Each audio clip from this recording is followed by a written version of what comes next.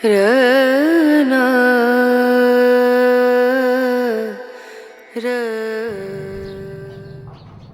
जय बद्री विशाल, हर हर महादेव। सबसे पहले सावन माह की आप सभी भक्तों को बहुत बहुत शुभकामनाएं। महादेव जी की अपार कृपा सब पर बनी रहे। और आज फिर हमें एक बार मौका मिला है महाराज जी के साथ इस पवित्र सावन माह के महीने पर कुछ चर्चा करने का। तो महाराज जी से आज सावन महीने के बारे में पूछेंगे कि सावन महीने में ही क्यों महादेव जी की पूजा होती है, तो इसके पीछे क्या रहस्य है। उस रहस्य के बारे में महाराज जी से इस सब्जेक्ट के ऊपर चर्चा करते हैं। तो महाराज जी आपका बहुत बहुत अभिनंदन और बहुत बहुत धन्यवाद कि आप अपना बड़ा अमूल्य समय निकालकर हम सबके बीच में आए। तो महाराज जी आज हम सावन महीने के ऊपर कुछ चर्चाएं करेंगे।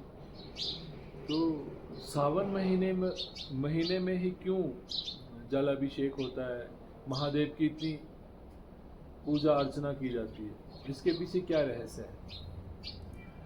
जय बद्री विशाल, नमो नारायण, हर हर महादेव। आपका जिज्ञासा है या सभी भक्तों का जिज्ञासा होती होगी कि भगवान शिव जी का जो एक महीने का श्रावण मास में ही क्यों पूजा अर्चना किया जाता है, जलाभिषेक क्यों किया जाता है।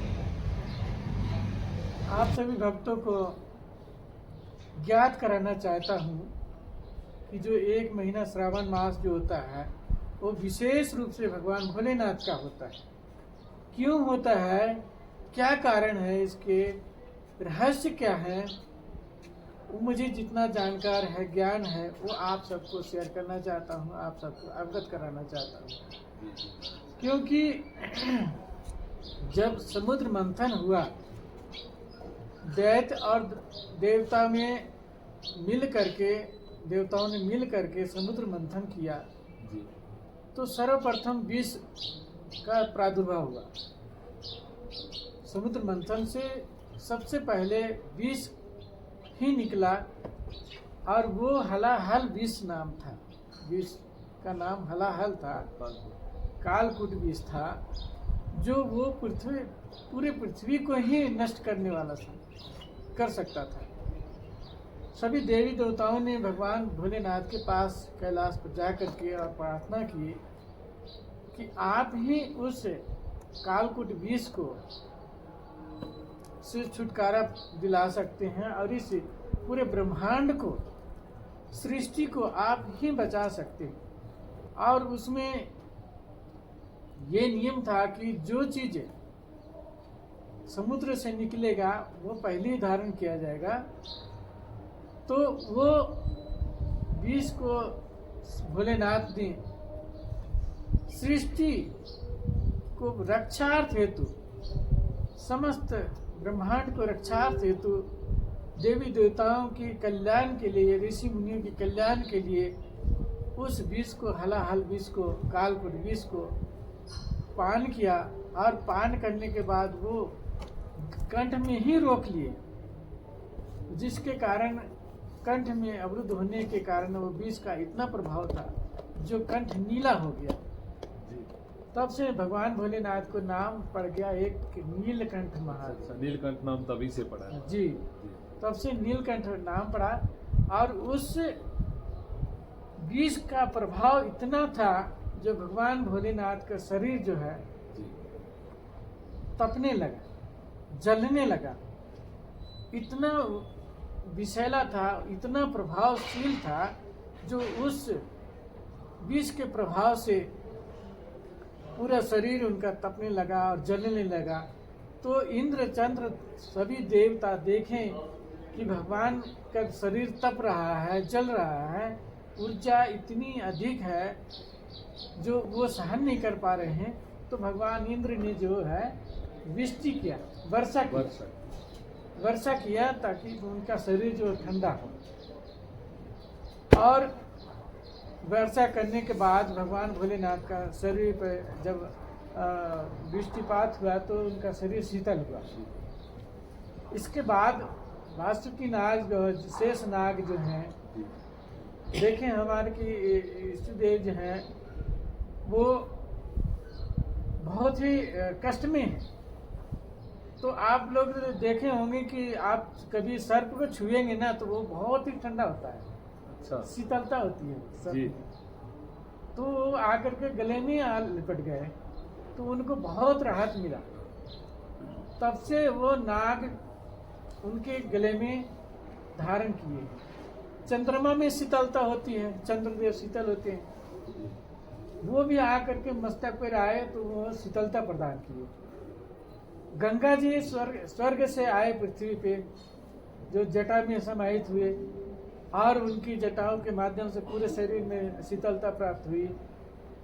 तो इसलिए गंगा जल का महत्व भी है कि जो भगवान भोलेनाथ को यदि एक लोटा भी जल अर्पण करेंगे तो भगवान भोलेनाथ अति प्रसन्न होते हैं और इंद्र को भी प्रसन्न होकर के वरदान दिए हैं। तो इस तरह से उनका जो शरीर का तपन था वो शांत हुआ। वो ये सावन का ही महीना था महाराज? सावन का महीना में ही समुद्र मंथन हुआ था, अच्छा अच्छा। जो वो भीष्म प्रादुर्भाव हुआ था, उत्पन्न हुआ था समुद्र से। इसके बाद बहुत सारे रत्न निकले, बहुत सारे लक्ष्मी जी निकले, उच्च सर्वा निकला जो इंद्र को प्राप्त है। तो बहुत सारे रत्न निकले, बहुत सारे देवी देवता निकले। तो इस तरह से भगवान भोलेनाथ को जो भी, और इसी दौरान पूरे ब्रह्मांड यानी पूरा पृथ्वी जो है हरी भरी हो जाती है। हरी भरी होने के कारण ही प्रकृति में जो है आनंद की अनुभूति अधिक होती है और भगवान भोलेनाथ जो है पूरे पृथ्वी पे विचरण करते हैं। तो इसी मतलब सावन के महीने में सावन के महादेव महीने में जी मतलब पृथ्वी पर विचरण करने के लिए विचरण आते हैं। करते हैं। विचरण करने के बाद जहाँ जहाँ उनके अनन्य भक्त हैं जी वहाँ जाते हैं, कृपा करते हैं। जो अनन्य भक्त हैं जिसमें श्रद्धा अगाध हो, अखंड भक्त हो, अखंड भक्ति हो, श्रद्धा हो और भगवान पृथ्वी विचरण करते हुए हर एक भक्तों के पास में जाते हैं और जहाँ जहाँ पूजा होती है भगवान को वहाँ प्रकट होते हैं साक्षात। संत के वेश में हो या किसी भी वेश में आ सकते हैं, वो कहाँ नहीं जा सकता है। आपको परीक्षा लेने के लिए कभी भी किसी समय भी आ सकते हैं। आपका उनका भाव होना चाहिए, आपके प्रति उनके प्रति श्रद्धा आगाध होना चाहिए, अखंड भाव होना चाहिए, अटूट प्रेम होना चाहिए और अनंत भाव होने से आपके सामने ही प्रकट होंगे। भगवान भोलेनाथ तो भोलेनाथ ही हैं, वो समस्त जीवों पे दया करते हैं। उनमें दया का अनंत सागर है, वो दया के अनंत सागर है, वो कृपा का अखंड अनंत भंडार है। इसलिए देवों के देव महादेव, इसलिए देवों के देव महादेव कहते हैं। और जो भी उनकी तपस्या करते हैं, चाहे ऋषि मुनि हो, साधु संत हो, संत महात्मा हो या देवी या राक्षसगण हो, राक्षसों पे दया कर देते हैं, क्योंकि तब का फल देना ही पड़ता है, कोई भी करे, चाहे हम हो या आप हो। जैसे कि महाराज जी ने बताया कि सावन के महीने में महादेव जी खुद माँ गोरा के साथ इस धरती पर भ्रमण करने के लिए आते हैं। उनके आने की खुशी में ये प्रकृति खिलखिला उठती है, हरियाली से भर जाती है। तो आज मतलब बड़े सुंदर वाक्य आपसे महाराज जी हमें सुनने को मिले। और एक रुद्राक्ष जिसे महादेव जी का अंश भी कहा गया है, अलग अलग रुद्राक्ष के बारे में चर्चाएं होती हैं। आजकल एक सातमुखी रुद्राक्ष के बारे में भी ज़्यादा चर्चा हो रही है। तो इनको कौन से रुद्राक्ष को किस वक्त धारण करना चाहिए, उसकी क्या मर्यादा है? देखिए, रुद्राक्ष पहले जानकारी होनी चाहिए, जानना चाहिए कि ये रुद्राक्ष है क्या और इसे क्यों धारण करना चाहिए, ये इसको प्रादुर्भाव कैसे हुआ जी। तो एक बार की बात है, सती जब आत्मदाह किए, सती जब आत्मदाह किए तो उनके वियोग में जी वो इतना विचलित हो गए थे भोलेनाथ। वो तो कई जन्म कई युगों तक ऐसे चलता रहता है। जो सती है, पार्वती है, कई रूपों में आए और गए।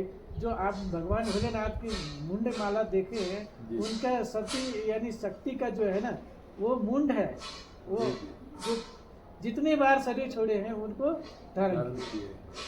तो सती के वियोग में जब भगवान भोलेनाथ पृथ्वी पे विचरण कर रहे थे ले करके उनके सब, और उनके जब इतने विचलित हो गए कि उनके आंखों से अश्रुपात हो गए, और वही अश्रुपात रुद्राज का रूप धारण किया। रुद्राज वृक्ष का धारण कर लिया, तब से रुद्राज का प्रादुर्भाव हुआ। और इसमें एक मुखी से लेकर के 21 मुखी तक के रुद्राज होता है। इसका जितने मुखी का रुद्राज होता है, जैसे एक मुखी साक्षात शिव जी का स्वरूप माना जाता है जी। साक्षात शिव जी का रूप माना जाता है। और ये धारण ये शीघ्रता से मिलती नहीं है, ये लाखों में मिलती है जी। और पहली बात तो मिलती ही नहीं, क्योंकि साक्षात शिव जी का स्वरूप माना गया है जी। तो ये जिसके पास होगा उसको मन में शांति, अगाध और शक्ति, और कोई भी कुछ नहीं कर सकता है। एक मुखी का रुद्राज बहुत प्रभावशाली होता है, दिव्य होता है, उसका प्रभाव अलग ही होता है। 2 मुखी रुद्राज जो है शिव और शक्ति का है, गौरी यानी शंकर का प्रतीक है। 3 मुखी ब्रह्मा, विष्णु, महेश का, इसका जो है साधना के लिए भी बहुत अच्छे माने जाते हैं, साधक लोग पहन सकते हैं। कि ब्रह्मा जी का है जो इसका भी अति प्रभावशाली होता है। 5 मुखी शिव जी का है जो पंचमुख में है, इसका भी बहुत बड़ा प्रभाव होता है। ब्लड प्रेशर के लिए होता है। इसमें अकाल मृत्यु यदि कोई सन्यासी संत महापुरुष आपको अभिमंत्रित करके दिया जाए तो उसको बहुत प्रभाव रहता है। कोई हादसा भी नहीं होता, कोई हादसा एक्सीडेंट वगैरह नहीं होता है। 6 मुखी जो होता है कार्तिकेय जी का होता है। तो इस तरह से 7 मुखी, 9 मुखी, 10 मुखी, ये सब ऐसे 21 मुखी तक होता है। तो सबका अलग अलग प्रभाव होता है और अलग अलग उसका रिएक्शन होता है। उसका नेगेटिव पॉजिटिव जो भी है, पॉजिटिव भी पॉजिटिव होता है। तो उसका आज़ादी, उसको धारण करने का विधि विधान भी होती है। यदि गृहस्थ में है तो उसको धारण करने का विधि विधान होना चाहिए। कैसे उसको नियम पालन करना है, किस तरह से करना है, वो भी उसमें देखा जाता है। सन्यासी 21 मुखी महाराज जी ज़्यादा पावरफुल होता है। हाँ, 21 मुखी पहली बात तो मिलता नहीं जी। नकली आपको मिल जाएगा जी, बहुत सस्ते में देगा, लेकिन वो ओरिजिनल रहेगा तो पहले तो मिलता ही नहीं है, और मिलेगा तो बहुत अधिक कीमती दाम में होता है। और वो धन के लिए होता है जी, यानी लक्ष्मी के लिए होता है। मतलब कुबेर जी का भंडार है उसके पास। जो आजकल कह रहे हैं 7 मुखी शनि देव के लिए होता है, और उसका भी प्रभाव अलग होता है। सबका अलग अलग प्रभाव होता है, सबका अलग अलग ऊर्जा है उसमें समाहित है। ये सब अलग अलग और विधि विधान से, जैसे मांस मदिरा खाने वाले रुद्राज धारण ही नहीं करना चाहिए, है ना। इसको धारण करने पर गृहस्थों के लिए, भक्तों के लिए है कि उसको स्मशान में नहीं जाना चाहिए। अशुद्ध हो गया तो अशुद्धता में नहीं होना चाहिए। गर्भवती है या पीरियड में है कोई स्त्री तो उसे नहीं धारण करना चाहिए। तो ये सब बहुत सारी मतलब ध्यान में रखते हुए इसको नियम को पालन करना चाहिए। जैसे महाराज जी ने कहा कि रुद्राक्ष पहनना चाहिए, सब पहन सकते हैं, पर उसके एक नियम है, उसकी एक मर्यादाएं हैं। यदि उस नियम और मर्यादाओं का उल्लंघन करेंगे तो स्वाभाविक है उसका दुष्प्रभाव भी पड़ेगा जी। तो बहुत अच्छा महाराज जी, ये रुद्राक्ष के ऊपर भी आपने वर्णन किया, बहुत अच्छा लगा, क्योंकि जो भी इस वीडियो को देख रहे होंगे उनको भी इन चीज़ों से बहुत कुछ सीखने को मिलेगा। तो महाराज जी, अगला सवाल है, आजकल आपकी एक वीडियो है खेचरी मुद्रा के ऊपर बहुत वायरल हो रही है जी। तो अपने मतलब एक हमारा भी एक आपके साथ एक वीडियो था, जी। तो उस वजह से बहुत से आपके ही भगत मेरे से भी कांटेक्ट कर रहे हैं कि अच्छा। महाराज जी से आप भी खेचरी मुद्रा के बारे में कुछ पूछिए, उसके बारे में चर्चा कीजिए, ताकि और भी दूसरे जो भी भगत नहीं सुन पाए उस वीडियो को, तो वहाँ तक वो वीडियो पहुँच पाए। अच्छा, देखिए खेचरी मुद्रा जो हमने पहले भी चर्चा कर चुके हैं खेचरी मुद्रा के बारे में। तो स्वामी जी आपका जो जिज्ञासा है खेचरी मुद्रा के विषय का, तो सबसे पहले ये तो जो क्रिया है बहुत कठिन क्रिया है जी। और इसको सबके बस की भी बात नहीं है। जैसे कुछ भगत जैसे वीडियो देखकर भी यदि करने का प्रयास करें तो वो नहीं करना चाहिए। नहीं, गलत है। तो भक्तों से मैं ये भी गुजारिश करूंगा कि कृपया इनकी बिना गुरु के ज्ञान होता ही नहीं है। महाराज जी के एक एक शब्द जरूर सुनिएगा, उसके बाद कोई फैसला लीजिएगा, क्योंकि ये कुछ मुद्राएं ऐसी होती है जो गुरु के सानिध्य के बिना नहीं की जा सकती। इसलिए महाराज जी से आगे चर्चा करते हैं। तो ये जो है क्रिया बिना गुरु के ज्ञान होता नहीं है, और बिना गुरु के ये क्रिया करना ही नहीं चाहिए। क्योंकि हमारी इस जीवा में जो है, ये जो जीवा है, इतने सूक्ष्म नाड़ियां हैं, हजारों लाखों हैं, जो जुड़ाव पूरा शरीर से है, पूरा बॉडी से है जी। तो यदि सूक्ष्म नाड़ियां इसको कोई गुरु ही करा सकता है, और वो गुरु जो जानकार है, जो किया हुआ है, इसको MBBS डॉक्टर भी नहीं कर सकता है। नहीं कर सकता है, क्योंकि इतनी सूक्ष्म नाड़ियां हैं, जो एक भी यदि इधर उधर कट गया तो आपको बानी भी जा सकता है, कुछ भी हो सकता है। तो इसलिए जो ये ऋषि मुनियों का देन है, ये क्रियाओं में सर्वश्रेष्ठ क्रिया है, और इसको सिद्ध करने के लिए, इसको अभ्यास करने के लिए बिना गुरु का करना ही नहीं चाहिए। जैसे इसमें छेदन किया जाता है, जीवा को यहाँ तालू के नीचे होता है जी। और बीच में रेशा होती है। तो जब जो गुरु कराता है और कट लगाता है, तो इसको 6 महीना मेरा लग गया था। अच्छा, जीभ को काट मतलब कट लगता है उसमें। अब कट कहाँ लगाना पड़ता है, वो जो जिसको जानकार है, जिस गुरु को, जिस सन्यासी को, वही करा सकता है। वही कर सकता है, नहीं तो वो तो अगर नहीं तो गलती इधर से उधर कट गया तो बानी कुछ भी बॉडी में आवाज जा सकती है। आवाज जा सकती है, आपके बॉडी में कुछ भी हो सकता है। तो इसलिए जो जानकार है उसके माध्यम से आप सीख सकते हैं। इसको छेदन किया जाता है, फिर दोहन किया जाता है, और इसको फिर जब एक बार जिह्वा अंदर, यानी घंटी जो है हमारे सोते समय, हम लोग का जो घंटी है जिसको तालू बोलते हैं, वो प्राण वायु वहीं आकर के स्थिर होता है। अच्छा। हाँ, ऐसा कहते हैं कि जब हम लोग गहरी निद्रा में जाते हैं तो हम लोग का जो प्राण वायु है वहीं पे आकर के स्थिर होता है जी। तो उसको पार करके और यहाँ अंदर से लगाया जाता है, दोनों नासों का छिद्र जो है, ये जीभ पूरा अंदर से ऊपर तक आ जाती है। जी, पूरा ये हॉल है, एक तरह हॉल जो होता है ना, हॉल है, और वहीं पे जाकर के वो टच अग्रभाग जीवा का स्पर्श करता है, और सांस जब लेते हैं तो जीवा में ठंड ठंड सी लगती है। वाह जी वाह। बहुत आनंद आता है। और तब जोगी जन हुए, ये ऋषि मुनियों के देन जो है क्रिया, श्रेष्ठ क्रिया, और उसको अभ्यास करते करते करते जब अंतिम स्वर पे जाता है तो इसमें स्वाद चेंज होता है। अच्छा। ना ध्वनि चेंज होती है, ना ध्वनि आता है। तो इसमें क्या होता है, खट्टा मीठा तीखा, लास्ट में मिठास शहद की जैसा। और इसमें तो समझिए कि हमारा जो बॉडी का जो अमृत है बॉडी में, वो प्रादुर्भाव हो गया, यानी सहस्त्रार से हमारे जीव पे अमृत का पान कर दिया।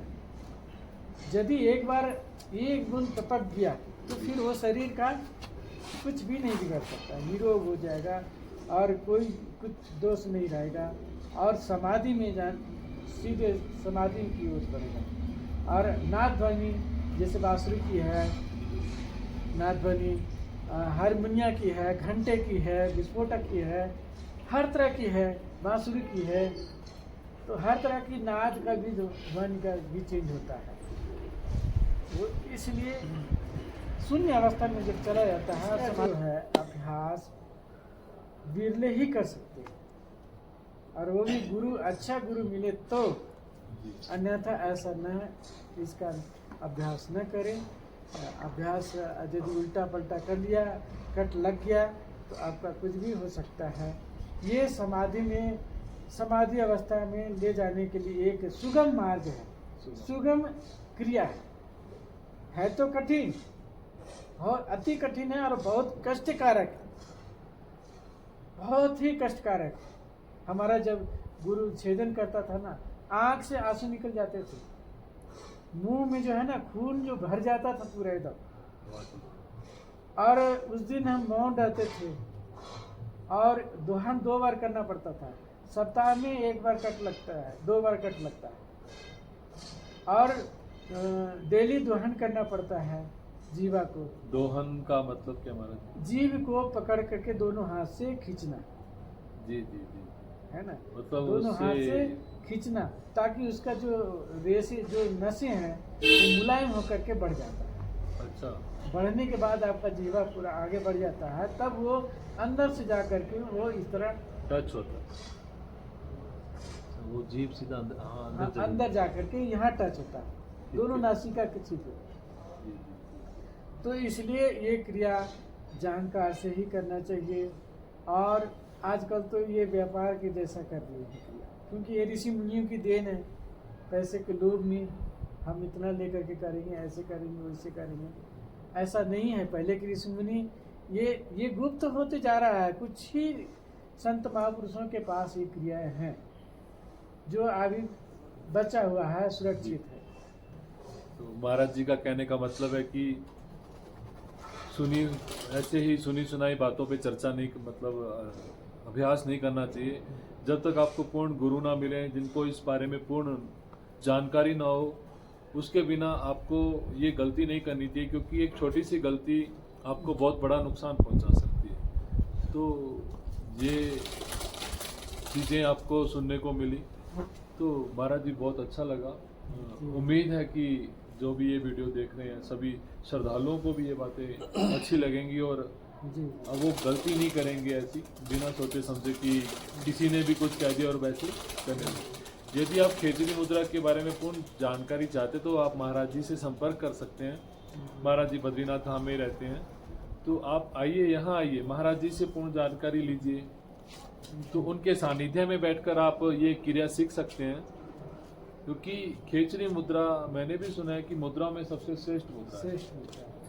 तो महाराज जी कोई ऐसी मुद्रा के बारे में या कुछ ऐसी जो हर भक्त कर सके और उसका लाभ ज़्यादा हो, कोई ऐसी मुद्रा के बारे में जानकारी दीजिए।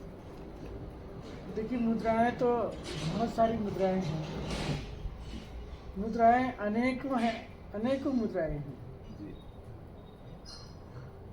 तो मुद्राओं में सर्वश्रेष्ठ मुद्रा यही एक कहा गया है, और कठिन मुद्रा है, जैसे ज्ञान मुद्रा है ना, कई तरह के हैं, अनेकों तरह के मुद्रा। कोई सरल सी मुद्रा के बारे में बताइए जिससे मतलब सब इस मुद्रा से लाभान्वित हों, और जो ये आज का जो ये कलयुग का युग चल रहा है उसमें वो कुछ हद तक अपने आप को साहसी निरोगी बना सकें जी। तो उसके लिए हमारा सरल मुद्रा में ज्ञान मुद्रा है जी।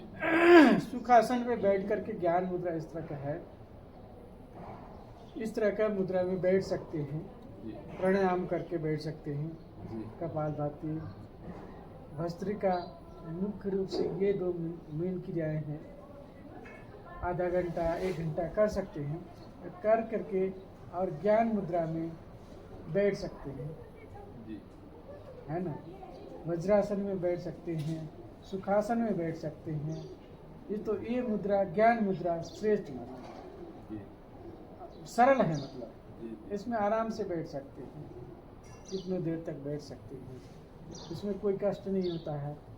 आराम से अपना बॉडी को रिलैक्स कर लिया, अपना सीधा कर लिया, और ध्यान में आज्ञा चक्र पे ध्यान करना चाहिए।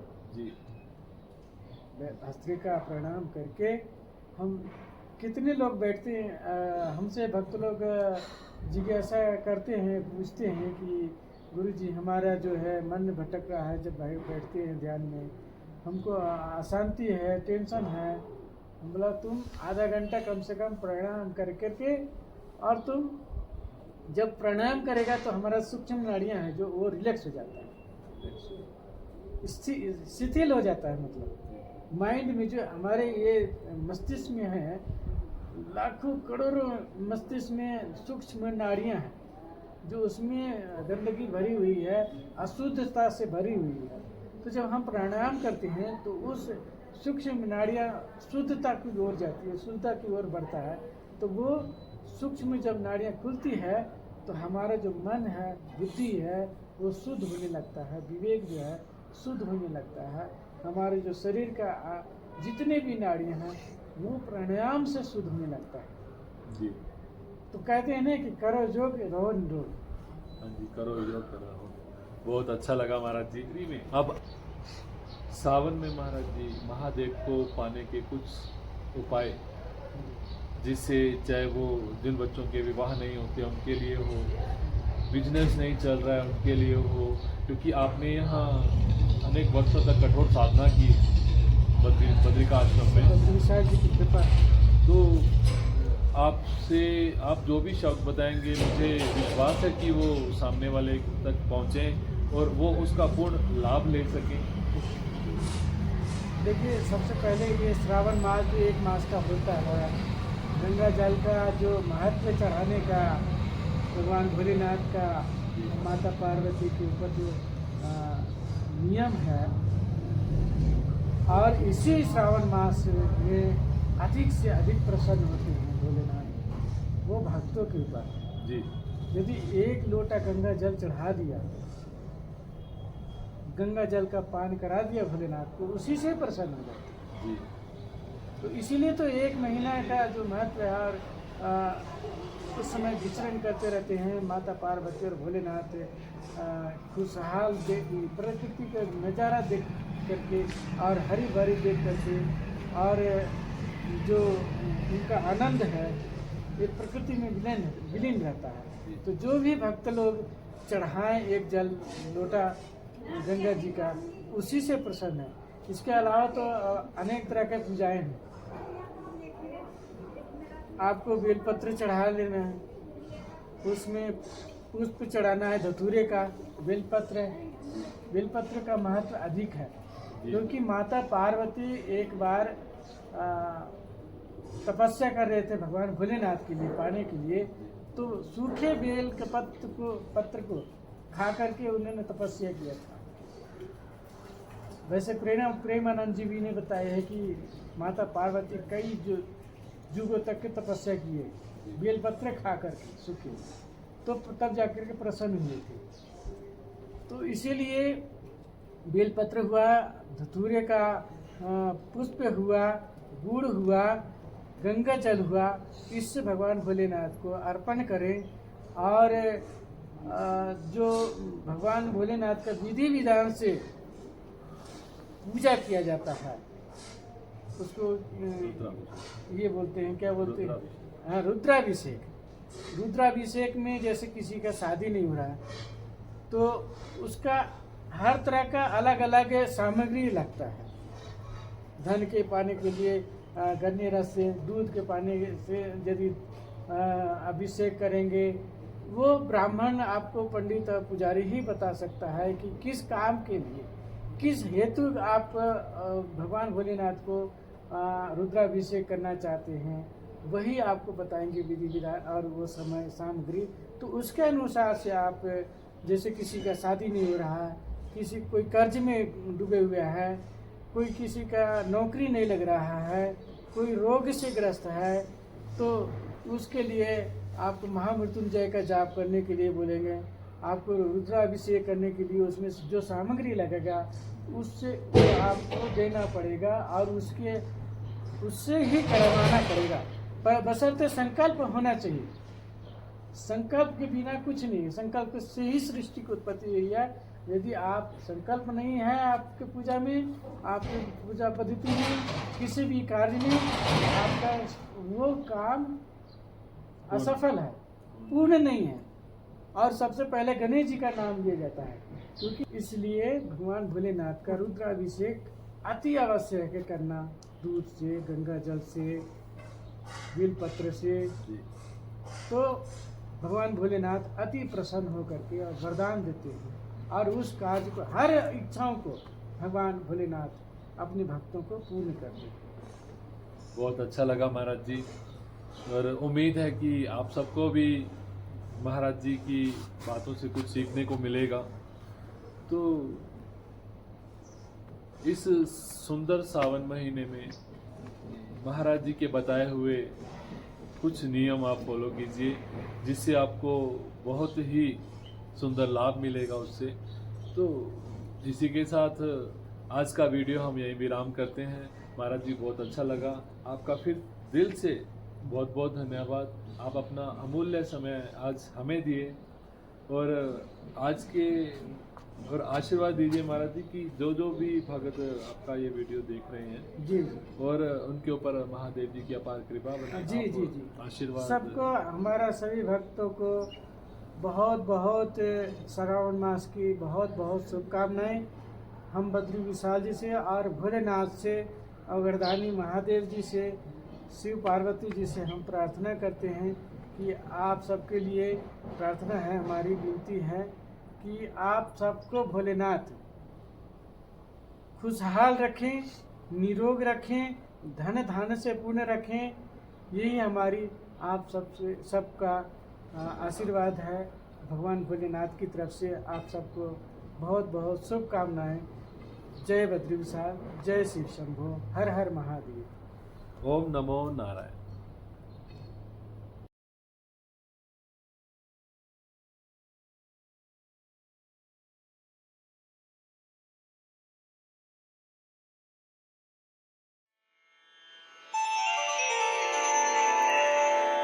र